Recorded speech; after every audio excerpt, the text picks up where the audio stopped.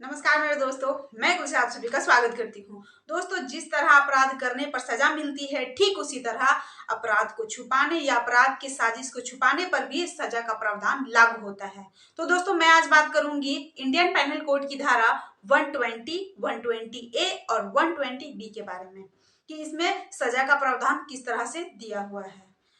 जानबूझकर आपको पता होते हुए भी अगर आप किसी आपराधिक कार्य में या फिर किसी गलत कार्य में आप किसी की मदद करते हैं या अपराध को छुपाते हैं या अपराध करने की साजिश में आप शामिल होते हैं, तब ऐसे में मदद करने वाले व्यक्ति पर भी सजा का प्रावधान लागू होता है, जो इस तरह है। पहला, अगर अपराध जो है वह घटित हो रही है, ठीक है, और उसमें अगर आप उसकी मदद करते हैं तो उसमें जो मैक्सिमम जो अपराध की सजा है वह 8 साल की है। तो अगर अपराध करने वाले व्यक्ति को 8 साल की सजा मिल रही है, तब ऐसे में जो उसका साथ दे रहा है उस व्यक्ति को कम से कम 2 साल की सजा हो सकती है। और वहीं दूसरे पॉइंट में बताया गया है कि अगर आप किसी अपराध में शामिल हो रहे हैं, किसी साजिश में शामिल हो रहे हैं, ठीक है, और बाय चांस वो अपराध घटित नहीं होता है, वह अपराध की जो घटना है वह घटित नहीं हो पाती है, लेकिन फिर भी ऐसे में भी उस अपराधी को 120 के तहत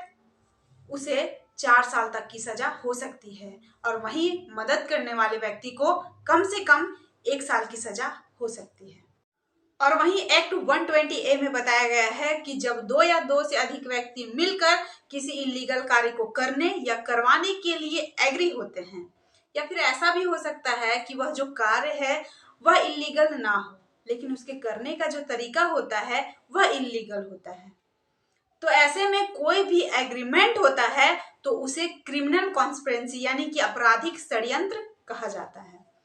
और वहीं मैं अब आप सभी को बताती हूँ कि एक्ट 120B में क्या क्या कहा गया है। एक्ट 120B, यह एक्ट 2 या 2 से अधिक व्यक्ति के दिमागी साठगांठ के षड्यंत्र को दर्शाता है।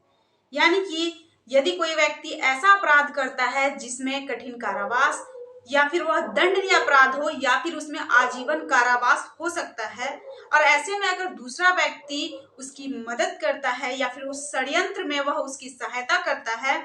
तब वह व्यक्ति भी अपराधी माना जाएगा। लेकिन इस पर सुप्रीम कोर्ट ने कहा था कि एक्ट 120B के तहत आपराधिक साजिश को आकर्षित बनाने के लिए आपराधिक एग्रीमेंट या फिर भौतिक अभिव्यक्ति का होना जरूरी है, तभी जाकर वह अपराधी माना जाएगा। इसे मैं आप सभी को एक उदाहरण के तौर से समझाती हूँ कि बहुत से व्यक्ति जो हैं वह मिलकर किसी बैंक को लूटने का तरकीब लगाते हैं। मतलब यहाँ पे उन लोगों ने दिमागी साठगांठ का उपयोग किया। उसके बाद वो लोग बैंक के पास जाते हैं।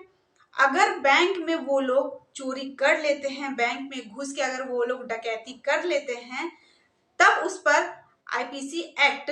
120B लगेगी, ठीक है। लेकिन अगर कहीं ऐसा हो कि पुलिस जो है वह उन व्यक्तियों को बाहर से ही गिरफ्तार कर ले, तब भी उन व्यक्तियों पर एक्ट 120B लगेगी ही। और उसके साथ ही अगर कोई व्यक्ति उन लोगों के ग्रुप में ऐसे ही खड़ा है, ठीक है, वह उसके साथ चोरी नहीं कर रहा है, बस उन लोगों के साथ वह खड़ा है, ठीक है, लेकिन यह देखने से अगर पता चल रहा है कि हर साजिश में वह शामिल था,